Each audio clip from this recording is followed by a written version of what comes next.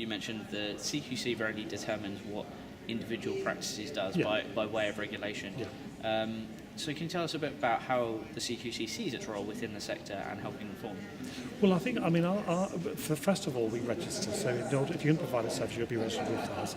And I think for us, we're then setting up those broad standards about what does good look like, what does outstanding look like, and expecting providers to interpret that so it's right for their individual services. And that's not about individual rules and regulations. That's about the chap I was just chatting to said he has a poster on his wall which says caring is not difficult, it just means caring for people. And I think that's what we'll be saying as well. It's about empowering people, supporting people, working with people for them to be the very best that they want to be. So you said about making benchmarks one of the standout figures so Yes. far, 0 outstanding services. Does that say the sector's got a long way to go? You've got a long way to go in terms of seeing everyone, or? I don't think so, because again, I was just saying that I probably didn't cover enough of the presentation. In order to be outstanding, you've got to have 2 of the 5 questions outstanding and 3 of them good. So it's a tough sort of benchmark.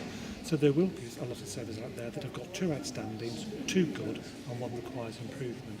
What our process will be is we'll set out very clearly for people what that requires improvement means, what do they need to do. So when we re-inspect, they will have dealt with those things to get the 3rd good, and overall will be outstanding.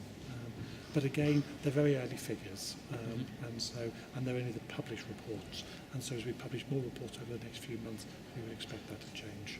There will be some outstanding services out there. There are some outstanding services. And so finally, if you were back here in 12 months, where do you expect the level of performance to be by then? That's a really difficult question because it's predicting, but I would expect it to see a high level of services are good.